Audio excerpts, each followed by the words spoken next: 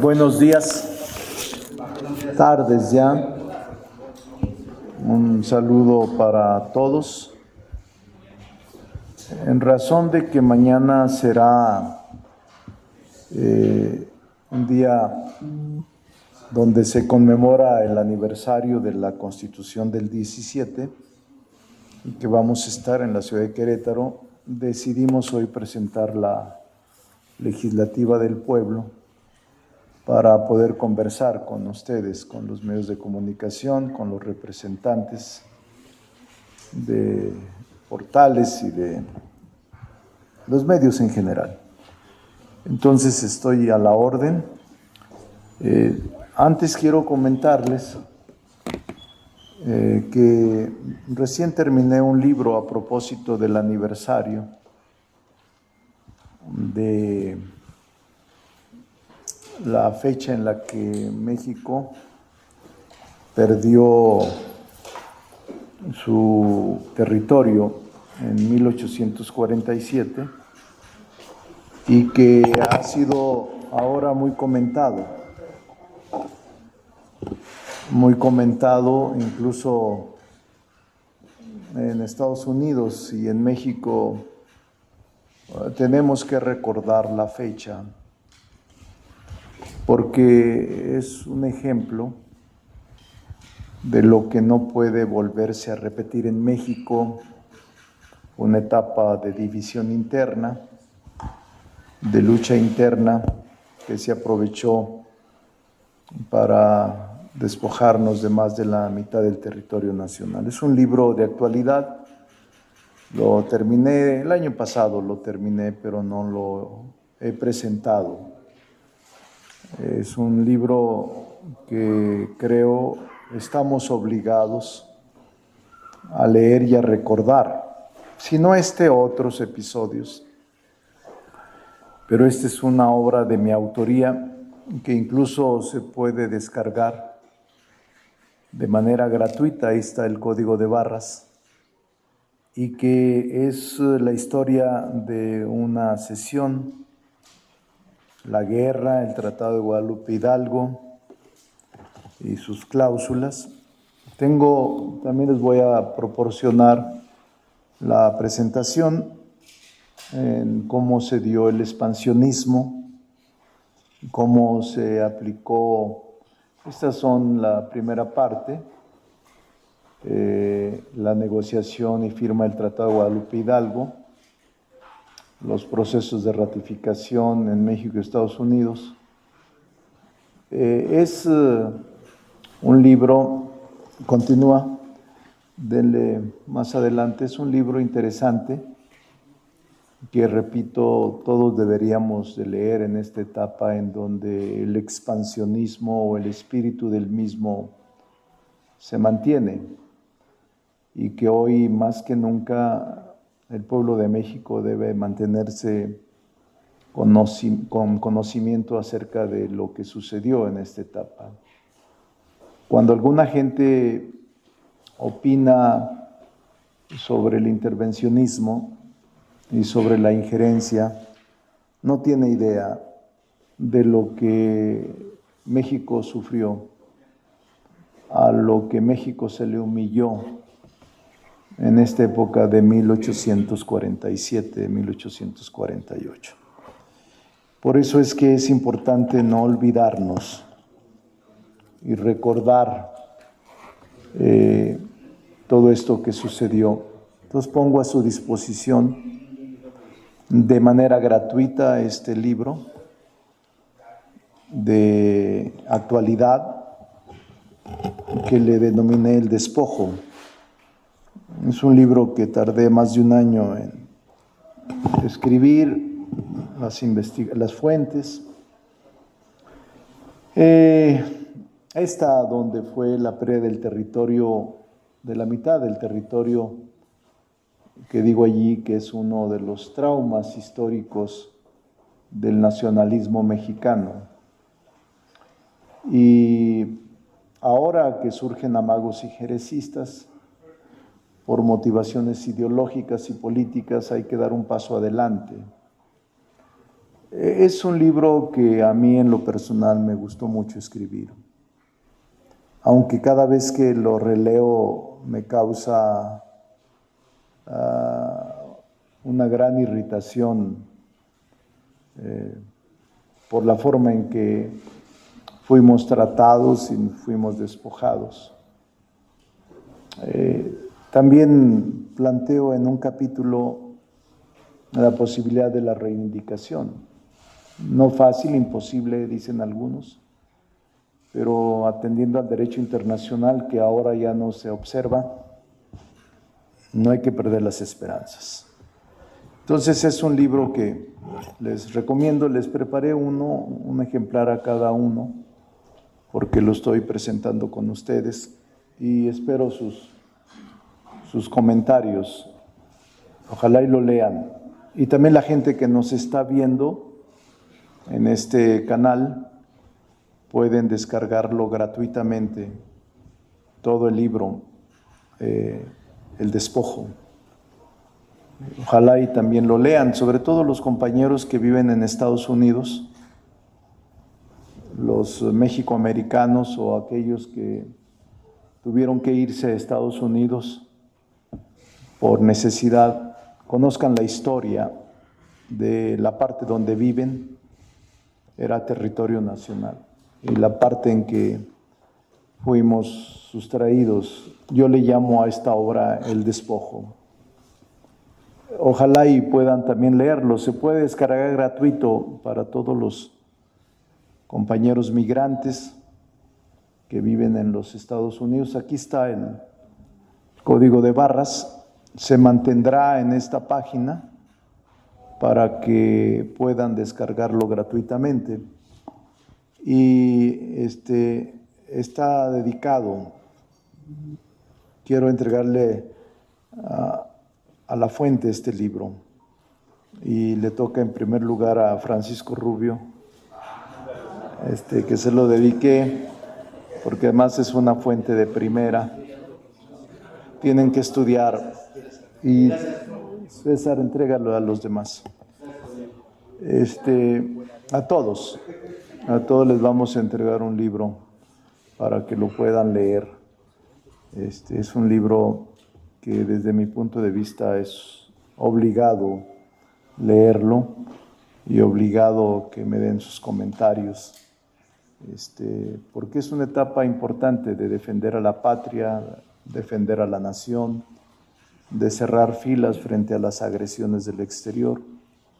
Eso es lo que creo de manera personal y de manera convencida. Entonces, vamos a empezar. Entréguenle los libros y tú, César, te encargas de que a nadie le falte su libro sobre el despojo. Obra.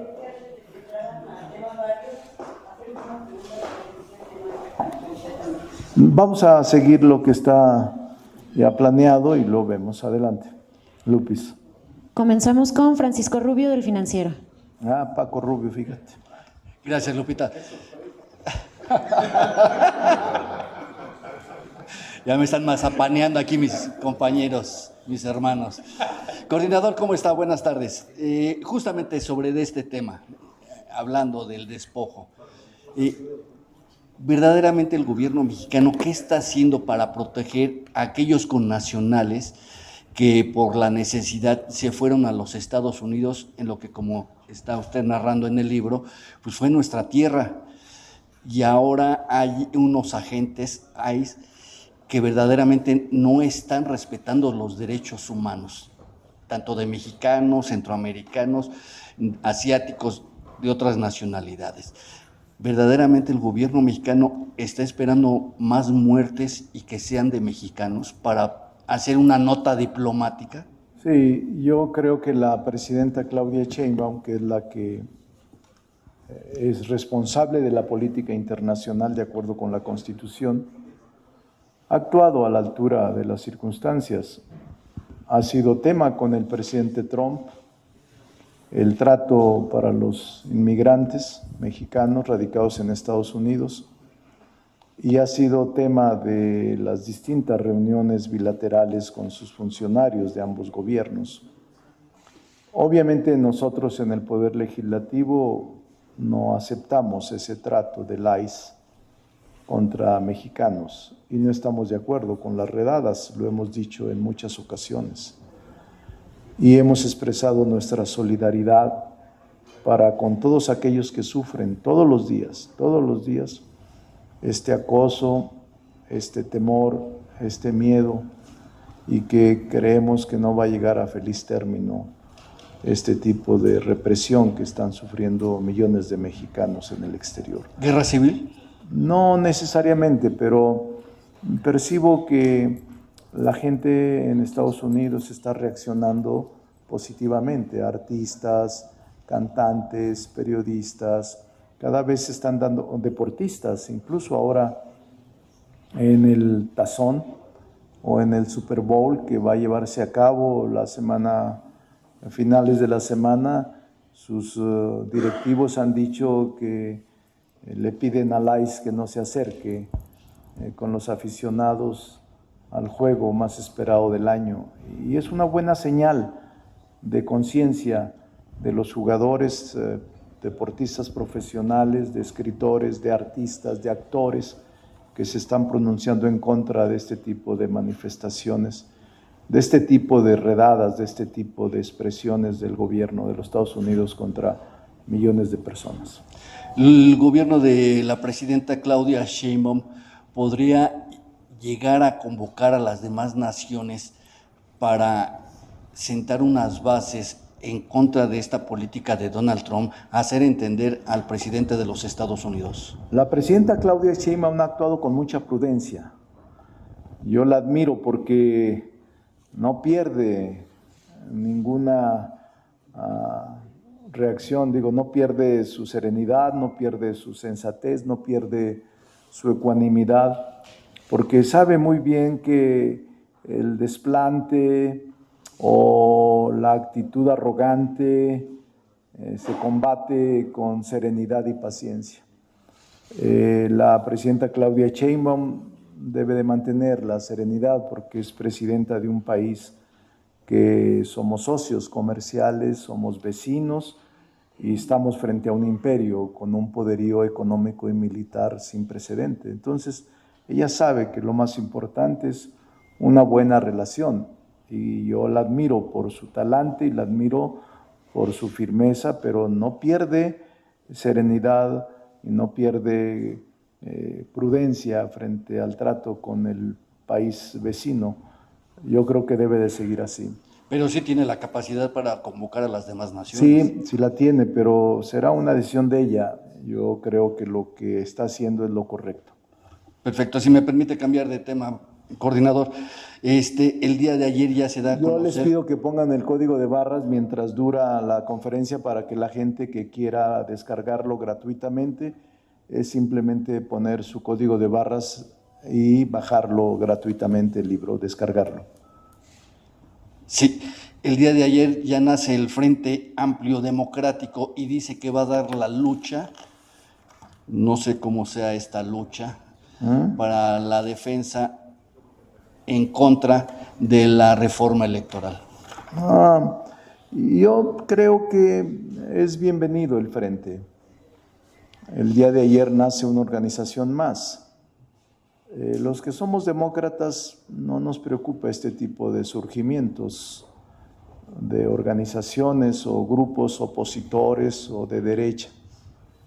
La derecha tiene su derecho a organizarse y yo no tengo ningún problema. Le damos la bienvenida, la saludamos y ojalá y sea para bien del perfeccionamiento de la vida democrática del país. Ahora que se discuta la reforma electoral, ¿tendrían las puertas abiertas aquí en la Cámara de Diputados para que expongan sus consideraciones? Todos los mexicanos tienen las puertas abiertas en la Cámara de Diputados. En este momento no hay nada.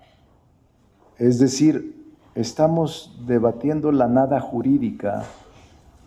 Yo escuché algunas de sus expresiones, pero yo no sé de dónde sacaron el que haya reforma. No hay reforma, no hay propuesta.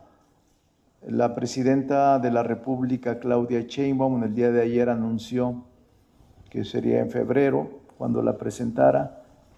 Yo mismo no sé cómo vendrá la redacción de la iniciativa. Tengo idea y tengo algunos conceptos que creo pueden venir, pero no tengo la seguridad. La seguridad la tienen ahorita, en este momento, antes de presentarse la iniciativa formal, los 3 partidos que componen la coalición, Morena, PT y Verde, y la secretaria de Gobernación, con la comisión presidencial que se nombró para tal efecto. Nadie más sabe del contenido de lo que se está redactando.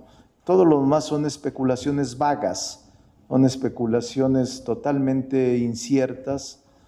No hay quien pueda asegurar lo que se está redactando y simplemente son reacciones en el vacío, pero que puedan presentarse o varios frentes o varias organizaciones, a mí me parece lo más natural frente a un país que está en ebullición y que está transformándose de fondo, como eran nuestros deseos en la lucha política que sostuvimos durante 3 décadas. Justamente no se ha presentado esta reforma política porque todavía se mantiene con alfileres la alianza con el PT y el Verde Ecologista. Bueno, la reforma, no hay un proceso formal iniciado, Paco. Por las negociaciones. Yo tengo seguridad de que los partidos políticos están presentando sus mejores propuestas. Y yo he participado en muchos ejercicios de carácter formal, legislativo, para redactar una iniciativa de esta magnitud y se tardan horas, días, semanas. Entonces yo creo que están haciendo esfuerzo y ojalá y lo concluyan pronto para que se traduzca en iniciativa y la iniciativa ya se analice por todos los grupos parlamentarios que participamos aquí en el Congreso. Y si me permite, en tema del hogar, tema de la Cámara de Diputados, el sindicato de aquí de la Cámara de Diputados está mandando un oficio en donde señala que aquellos trabajadores que estuvieron desempeñándose el pasado fin de semana, tanto en la legislativa de Morena como en la sesión del domingo, tendrían como día de asueto este próximo viernes. Sí. Y por ahí, si se les va a pagar, y No, cómo pues se les va a pagar, doble, triple. No, se va a cumplir con la ley. Eso lo está viendo Mauricio Fara. No me encargo de esas cosas, pero a todos se les va a respetar conforme a la ley. Perfecto.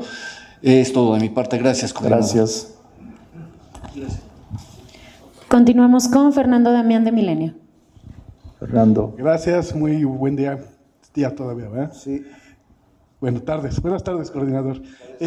Muy a propósito del tema de la invasión norteamericana de 1847, a la que usted se refiere como un trauma histórico para el nacionalismo mexicano, en contraste, el gobierno norteamericano expidió el día de antier, un comunicado en el que celebra este episodio como una victoria legendaria.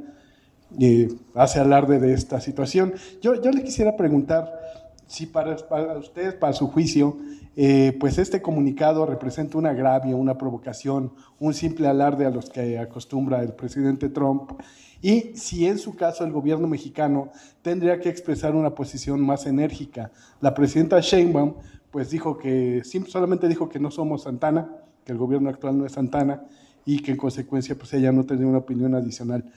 ¿Amerita una posición más firme, diputado? No lo sé, el gobierno mexicano tendrá que asumirla. No puedo pensar por ellos, por la Cancillería en este caso. Pero mi respuesta preparada desde hace un año es este libro.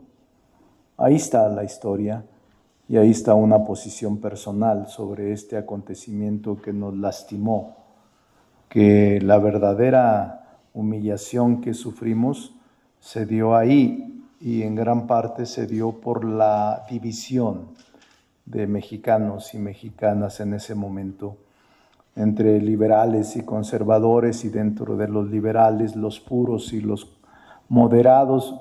Ahí lo describo. Incluso describo también el debate en el Congreso cuando aprobaron el Tratado de Guadalupe Hidalgo.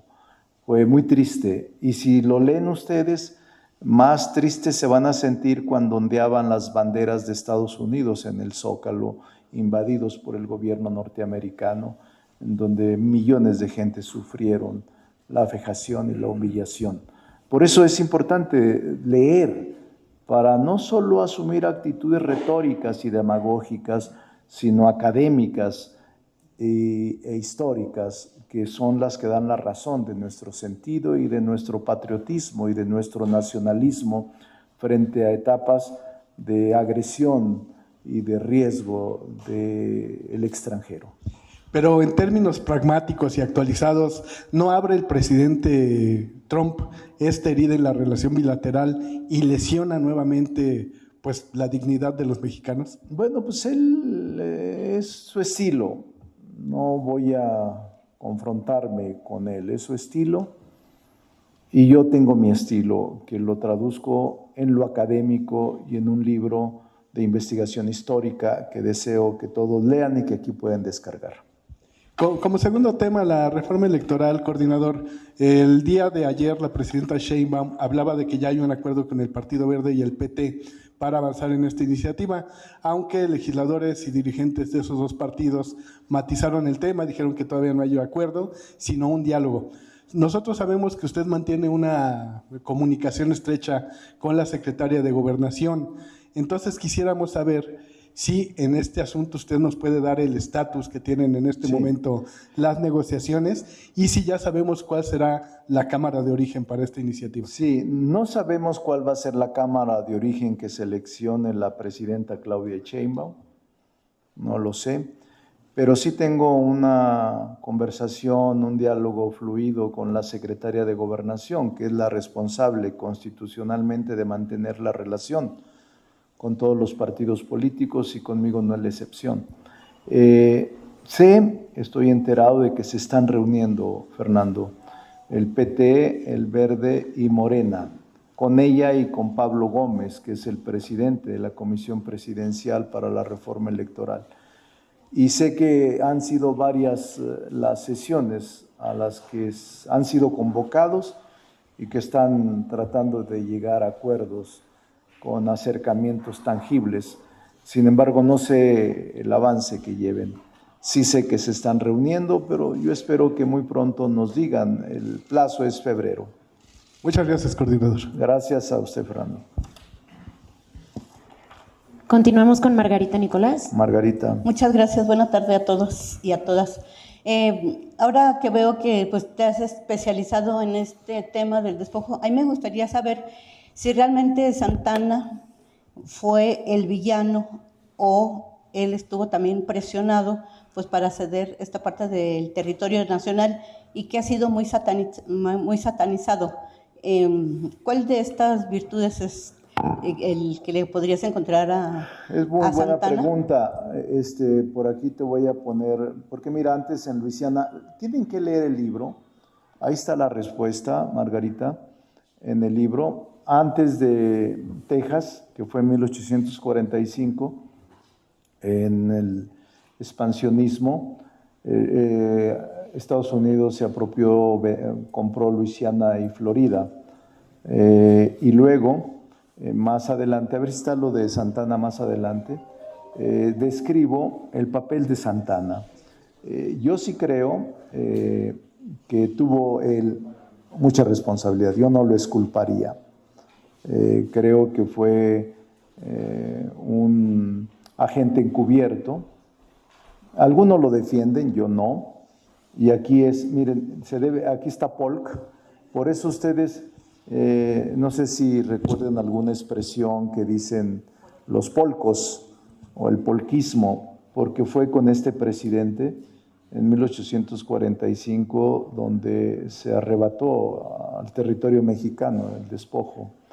Pero Santana fue factor fundamental para que esto ocurriera y le facilitamos las cosas a los invasores por nuestra división interna. Era una división manifiesta muy fuerte. Esta es la doctrina Monroe, que también ahí la describo, y libre manifiesto, y el destino manifiesto. Entonces, es muy importante que lean el libro, de verdad. no solo ustedes, sino todos los mexicanos tendremos que tener esta información para saber de qué tamaño fue el agravio contra nuestro país, de qué tamaño fue esta agresión. Ahí está donde afirmo cómo fue en el Congreso una lucha entre moderados y puros.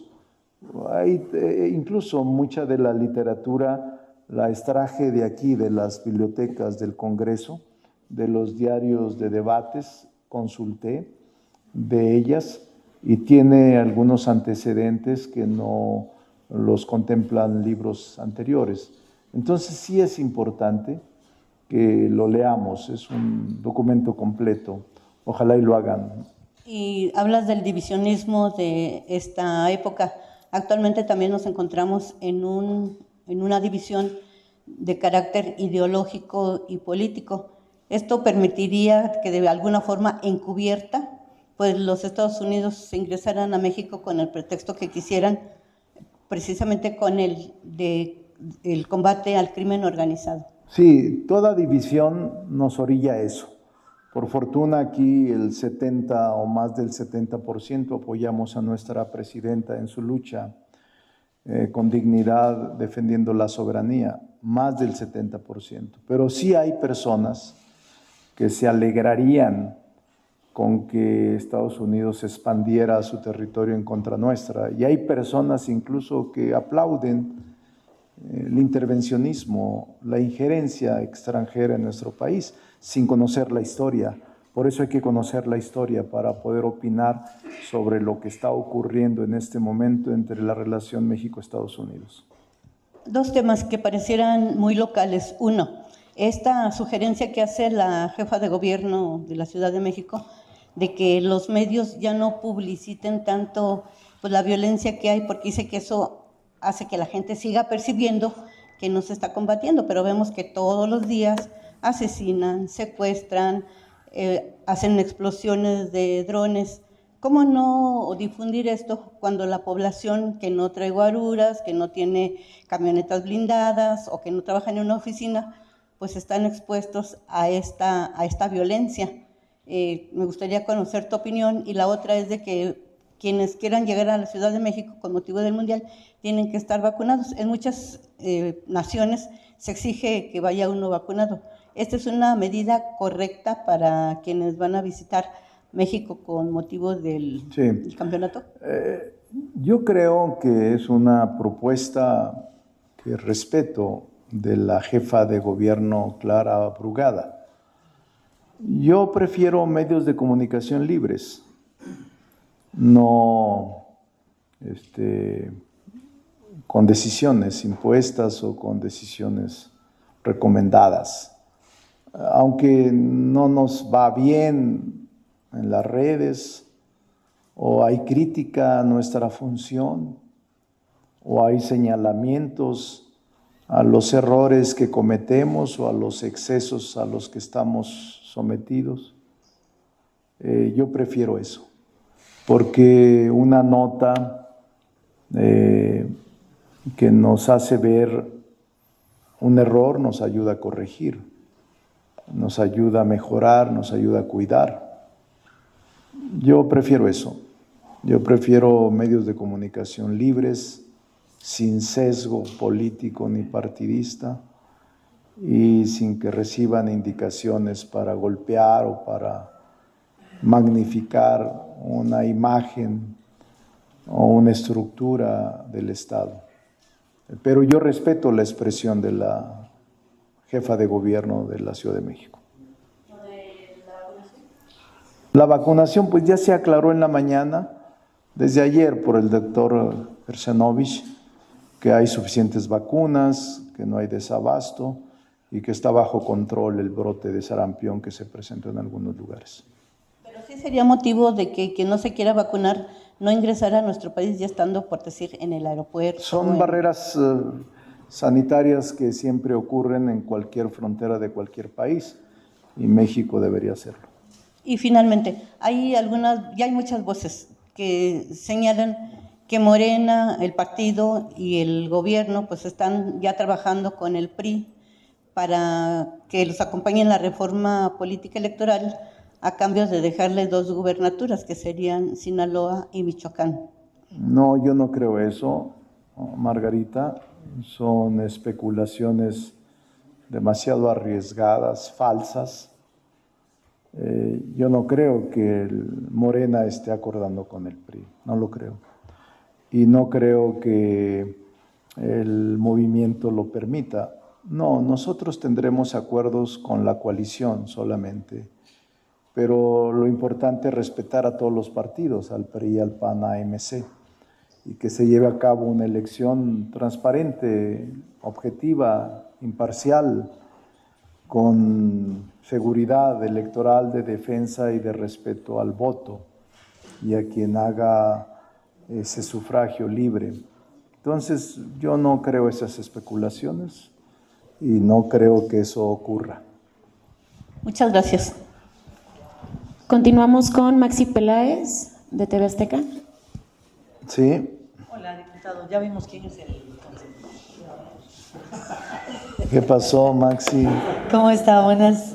Oiga, yo nada más complementar un poco la pregunta que le hacían y los comparativos que hacía que trae el libro de Despojo. ¿Se está generando algún caldo de cultivo aquí en México? Porque usted hablaba que en esa época, pues bueno, había un factor de división.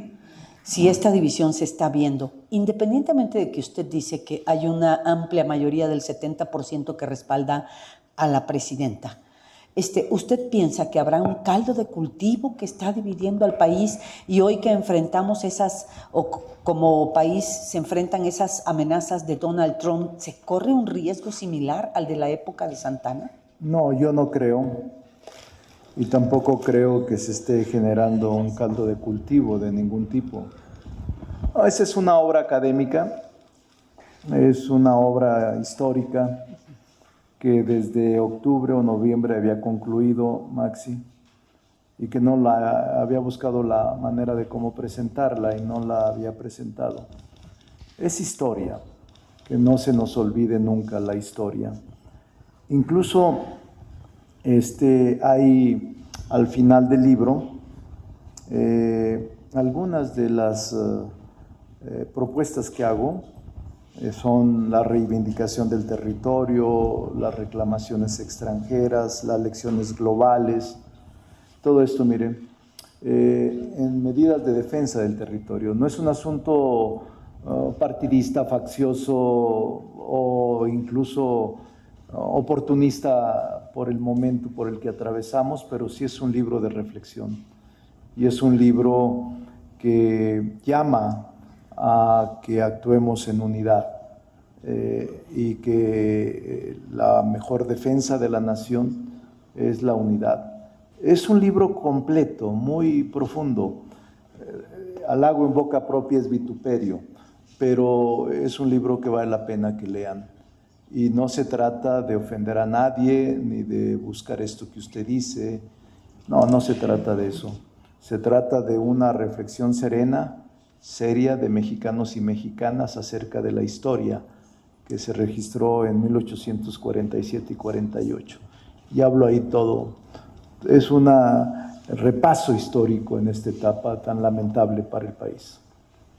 Y otra pregunta que yo haría es, ¿qué sabor de boca les deja la actitud de Laida Sansores?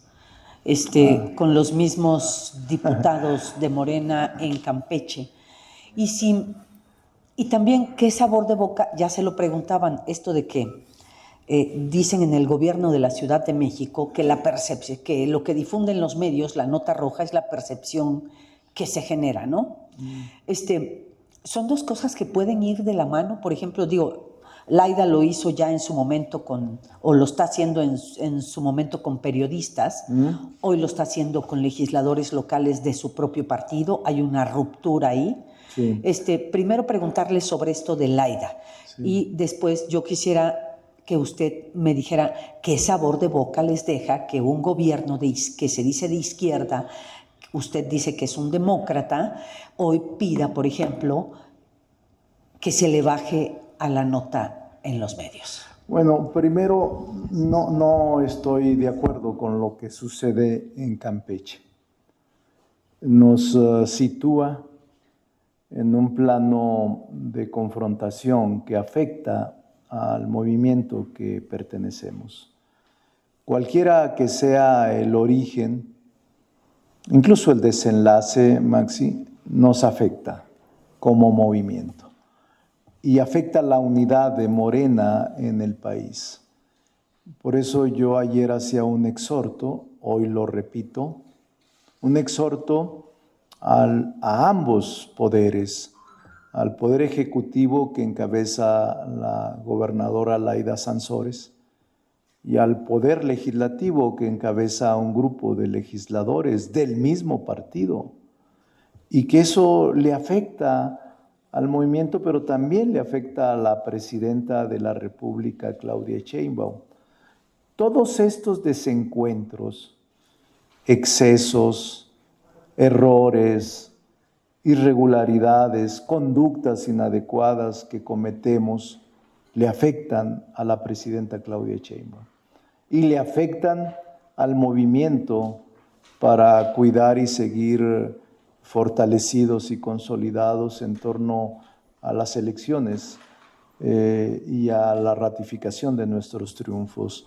Por eso se deben zanjar diferencias, se debe elevar el nivel del debate y se debe elevar también la altura de miras. Es muy pequeño pelearse de esa manera, un gobernador con un diputado, con diputados del mismo partido además.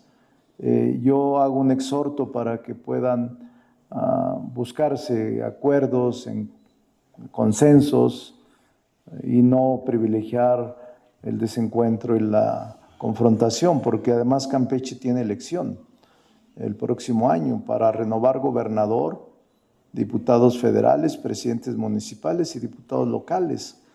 Y eso la población lo percibe muy mal, lo percibe y lo reprueba, Maxi. Y nosotros tenemos que darle confianza a la ciudadanía de que sabemos gobernar y de que sabemos también actuar con tolerancia en cualquier circunstancia. Si pierden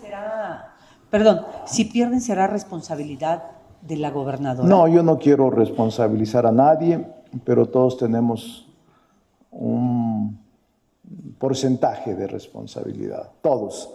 Y yo creo que es el momento de terminar con las diferencias. Y sobre el otro tema, Maxi, yo ya lo dije a la pregunta expresa de Margarita, yo prefiero, aunque sean líneas no afines, pero que sean líneas de verdad, líneas objetivas, basadas y fundadas en investigaciones serias. Yo prefiero medios de comunicación así, que orientados o subordinados a algún interés. No sirve eso. Y nosotros tenemos que acostumbrarnos que ya hay una realidad y que los medios de comunicación están vigilando nuestra actuación, de todos, que el desarrollo de las redes, de las plataformas digitales y la llegada de medios de comunicación más duros, más críticos, ya es un evento que llegó para quedarse y hay que acostumbrarnos a ello. ¿Esta no sería una mordaza disfrazada? No creo. Primero es una llamada y una propuesta de Clara Brugada, pero pues los medios son los que deciden si la aceptan o no. Libres, no creo que la acepten. Es una llamada de buena fe de la gobernadora de la Ciudad de México, Clara Brugada. ¿Le conviene esto al país? No, le convienen medios libres. Es lo que le conviene al país. Continuamos con José Gerardo Mejía de Latinus. Buenas tardes, coordinador.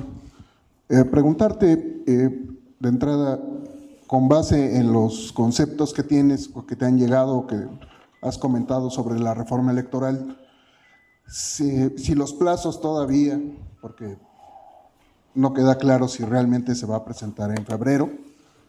Y por otro lado, hay diputados, como la diputada Solache, quien ha expresado su preocupación por una posible marginación de los grupos vulnerables, como son las personas con discapacidad, las de origen afro y pueblos originarios, entre otros, migrantes principalmente, ¿no? Si hay en este esquema de plurinominales el riesgo de dejarlos fuera. No creo. El tema es que se están discutiendo temas que nadie conoce.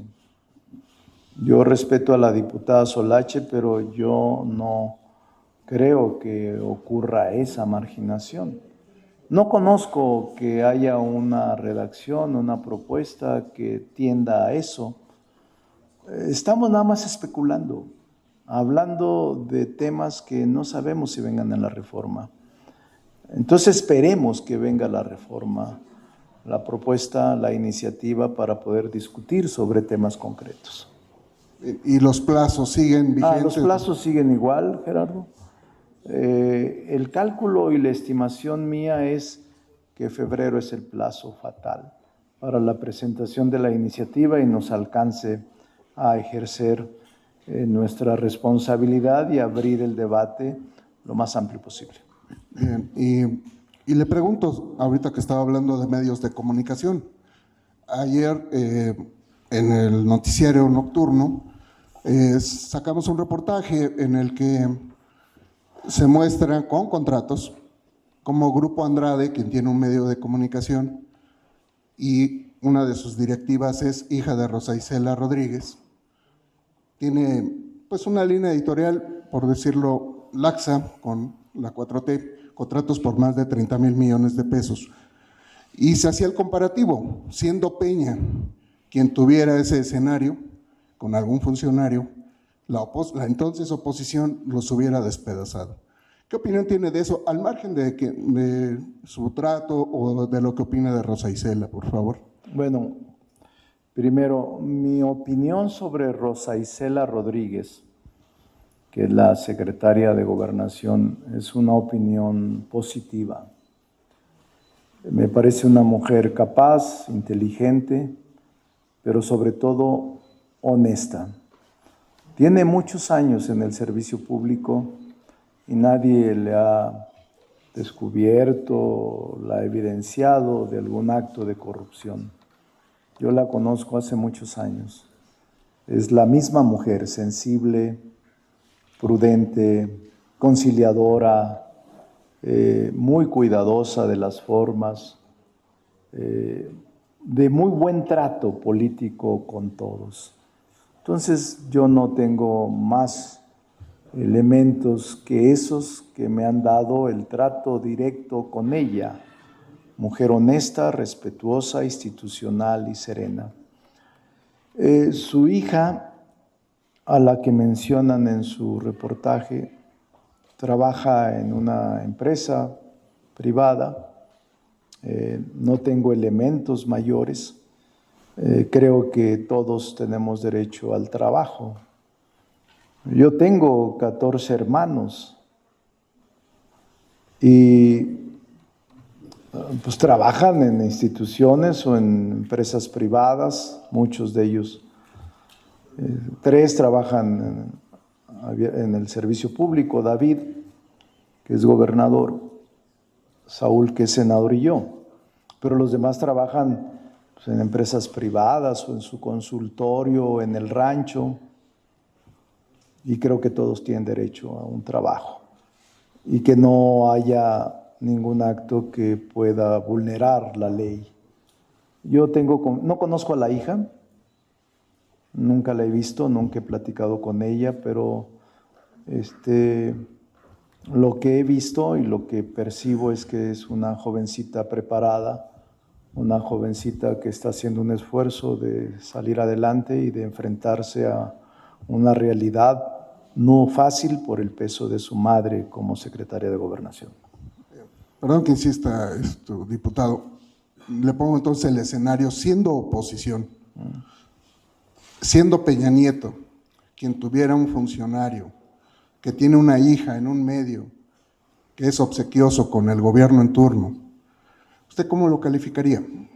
Yo tengo también una buena opinión de Peña Nieto. Y si su hija trabaja en alguna empresa privada, pues que Dios la ayude. Solo que cometa un acto ilegal, pues sí tiene que castigársele conforme a la ley. No solo a él, no solo a la hija de Peña Nieto, a la hija de cualquiera, a mis hijos. Si cometen un acto ilegal, pues tienen que pagarlo, necesariamente. Todos, sin excepción. Continuamos con Fernando Camacho de La Jornada. Fernando. Coordinador, buenas tardes. Te quiero preguntar, tras la renuncia de Rubén Moreira a la presidencia del Grupo de Amistad con Cuba, ¿sabes si Morena se va a quedar con la presidencia de esa instancia legislativa? Fernando, el ejercicio de distribución de presidencias de Grupo de Amistad fue muy difícil lograr el consenso final.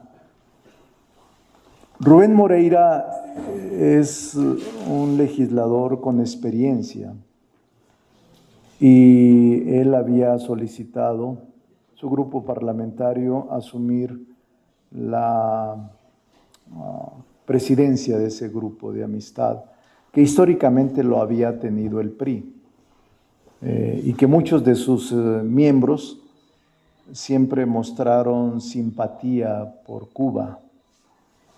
Yo voy a hablar con Rubén Moreira para que no renuncie a esa presidencia y para que nosotros trabajemos con la presidencia de él en aras de buscar soluciones a lo que está pasando en Cuba. No conviene el agandalle de nadie, no conviene, ni quitar o poner por simple capricho. Son acuerdos. Aun cuando él ya renunció, yo le diría que reconsiderara. Pero no estamos en esa tesitura de quedarnos con la presidencia de Cuba. No es correcto. Incluso mencionaba en términos muy duros que había sido por el fanatismo y la inexperiencia de algunos morenistas. No, yo no quisiera adentrarme, pero vamos a recomponer ese grupo de amistad. También sobre Cuba, coordinador, ¿sabe cuándo se realizaría la reunión interparlamentaria? ¿Cuándo qué? ¿Cuándo se realizaría la reunión interparlamentaria México-Cuba? Dolores Padierna, que es la vicecoordinadora, ha insistido desde noviembre, diciembre, llevar a cabo la reunión interparlamentaria México-Cuba, que es normal cada año. Lo vamos a revisar estas próximas semanas para que, siendo oportuno y dadas las condiciones, estas sean propicias, podamos llevarla a cabo. Por último, yo le quiero preguntar, ¿de qué se va a tratar la reunión con parlamentarios estadounidenses que vienen a la Cámara este viernes, sobre todo tomando en cuenta el entorno de mucha tensión en la relación bilateral? ¿De qué se va a tratar? ¿Cuál es la agenda? ¿A qué hora? Sí, es un encuentro informal, me dicen. Fue llevado a cabo directamente por la Comisión de Relaciones Exteriores, por el secretario técnico, que es el que está llevando a cabo eso. No estaba enterada ni la mesa directiva ni la Junta de Coordinación Política, porque lo situaron en un encuentro informal de 9 legisladores. Ahora estoy viéndolo, Fernando, precisamente por responsabilidad, pero creo los temas son los que usted ya se imagina: comercio, seguridad, migración, fundamentalmente la frontera, los problemas comunes de la frontera con México, Estados Unidos. Y se supone que es un encuentro informal con miembros de la Comisión de Relaciones Exteriores. ¿Puede ser una medida de presión o lo contrario? No creo. Nosotros no aceptamos presión de nadie y simplemente se lleva a cabo como se llevan a cabo reuniones con muchos parlamentarios del mundo, casi cada semana vienen parlamentarios del mundo, se reúnen con las comisiones, conversamos, platicamos, pero obviamente la política internacional la conduce la presidenta Claudia Sheinbaum y el Senado de la República es la que revisa la política exterior. Siguiente pregunta de Felipe Barrera, de ABC Noticias. Diputado, muy buenas tardes. Preguntarle, diputado, ¿tendrá tiempo? Bueno, se oye lejos, pero está cerca ya la elección del 2027.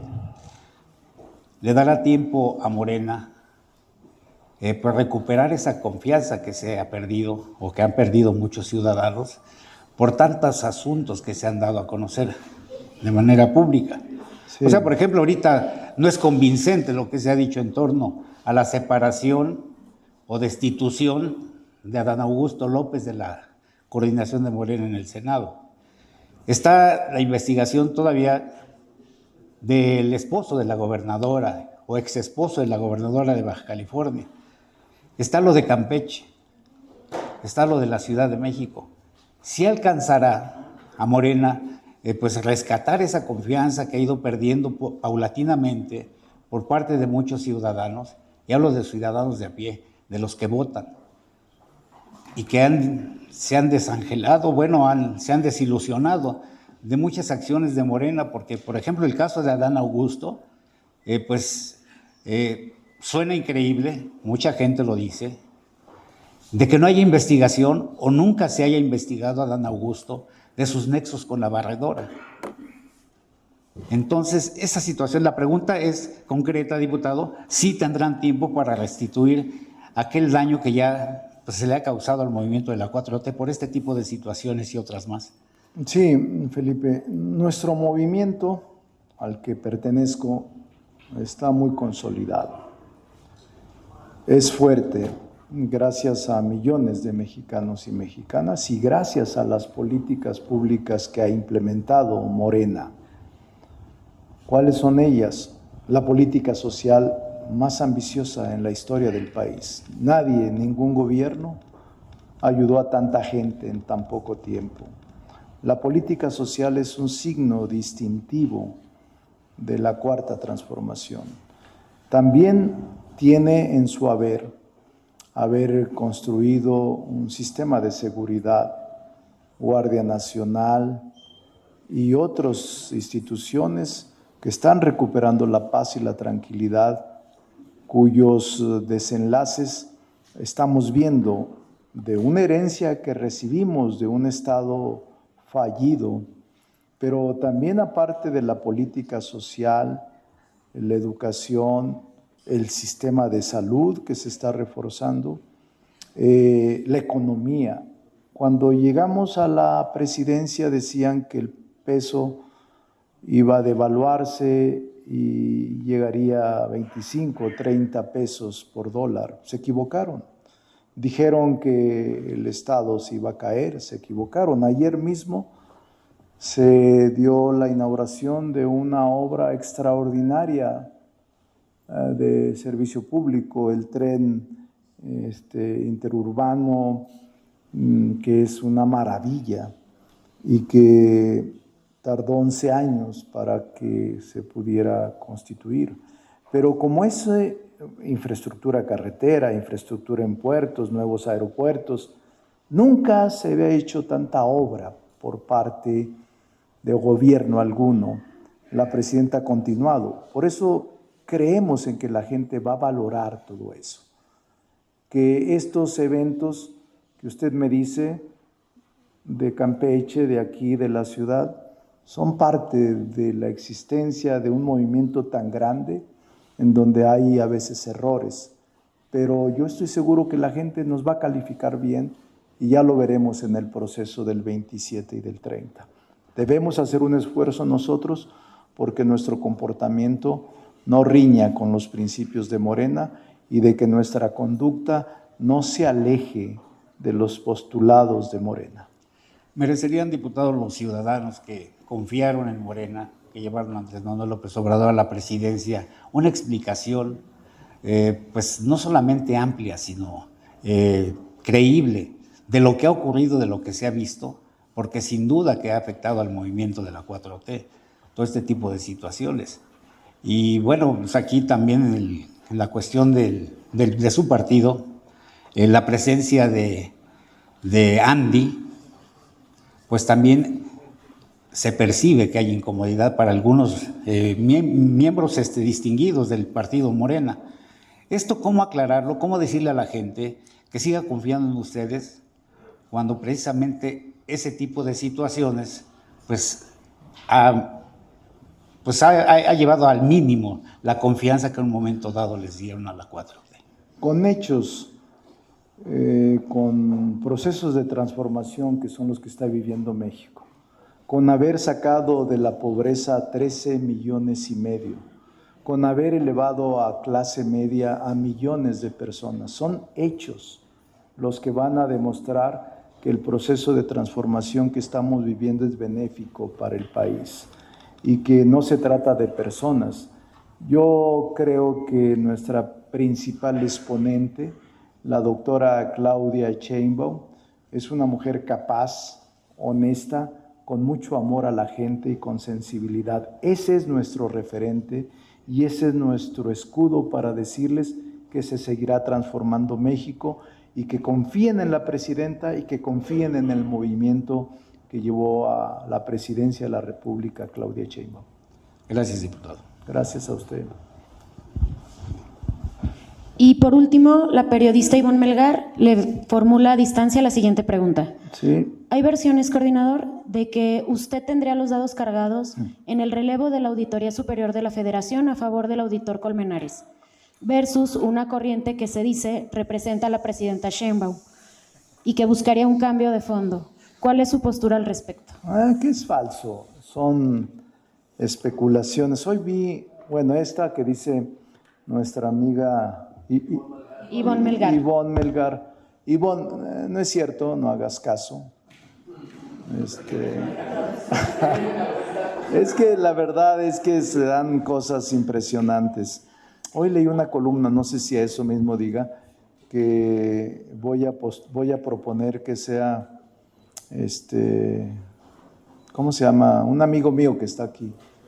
Del Río Virgen. No, hombre, pobre del Río, lo que quiere ya es salir de la persecución que tiene. Del Río es un buen funcionario, es un joven honesto, bueno, no tan joven, maestro universitario, y yo le aconsejaría que ni se inscriba, pero yo no creo que él esté metido en eso, no creo que esté. Y también hablan de otra persona, del Río. ¿De quién? Tampoco, la conozco muy bien, pero cada uno tendrá que asumir su responsabilidad. No, del Río estoy seguro que no se va a inscribir y no tengo ningún dado cargado. No juego a los dados porque los juegos de azar me generan cierta suspicacia de que siempre están mal y siempre uno pierde. Por eso todos los que van a Las Vegas, yo no creo que uno solo gane. No, gallos, gallinas. No, bueno, no tengo pues, no hay nada, ni siquiera se ha iniciado el proceso y tengo una relación de amistad con todos y tengo reconocimiento con David Colmenares, que me parece que ha sido un buen auditor. Ese es mi punto de vista. Quizás muchos no lo compartan, pero es una gente con experiencia y con capacidad. Pero yo no estoy promoviendo su ratificación, no es cierto, simplemente son vacunas que intentan meter los mismos compañeros nuestros para anularlos o para que no, fuego amigo, no lo sé, pero ya veremos. Les dije yo la vez pasada que la convocatoria se va a lanzar hacia el 17-18 de febrero. Y no sabemos ni quién se inscriba, ni quiénes vayan a participar. Y todo el proceso se lleva a cabo por la Comisión de Vigilancia. Entonces vamos a esperar pero no tengo favoritos, no tengo preferidos y no tengo de ninguna manera dados cargados. Soy enemigo de los juegos de azar. No me gustan, más bien me gusta la verdad siempre. No hay nada de eso. Gracias, Ivonne Melgar. También, los consejeros electorales depende mucho, Héctor, de la reforma electoral, que es la que estamos esperando, porque recuerden que hay 3 hipótesis. Una que se mantengan 11, otra que se reduzca a 9 y otra incluso de 7. Si se reduce a 9 ya nada más se elige a 1, porque terminan 3. Si se elige a 7 se tiene que eliminar a 1, ¿a quién eliminas? Y si quedan 11, sí tienes que elegir a los 3. Tiene que abrirse convocatoria para eso. ¿Se trata de eliminar a Tadei? No, de ninguna manera. Solamente le pongo una precisión en el caso Campeche.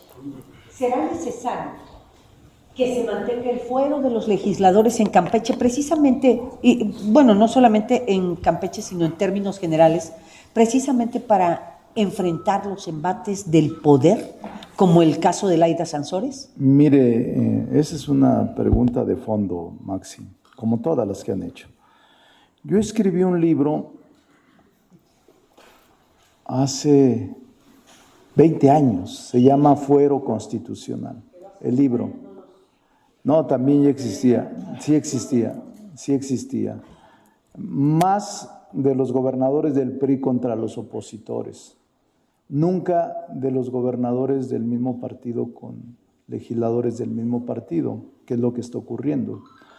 Pero yo tengo mis dudas sobre eliminar el fuero, o sea, mis dudas como académico, porque yo escribí ese libro.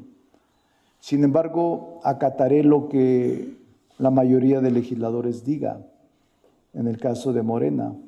Pero este es un ejemplo, en efecto, de legisladores locales que pueden estar presionados de manera indebida por una autoridad.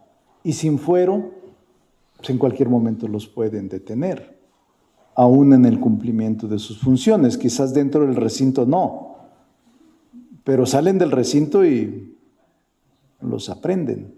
Hay que tener cuidado, pero es un asunto más profundo de lo que uno piensa. Laida Sansores es una militante de Morena. No quiero expresar ningún comentario porque ustedes saben que a veces he tenido diferencias y no quiero que piensen que aprovecho el que las haya tenido para... Lo que se ve es... Bueno, ese es Muchas gracias. Ustedes son las que deciden. Les dejo a su libre albedrío la opinión que expresen sobre tal personaje. Yo fui gobernador, Maxi, y siempre traté de gobernar con tolerancia. Siempre. La tolerancia es la principal virtud de la política. La honestidad y la tolerancia. Nos vemos otro día. Descarguen el libro. Los que ya lo tienen, léanlo. Mañana voy a Querétaro.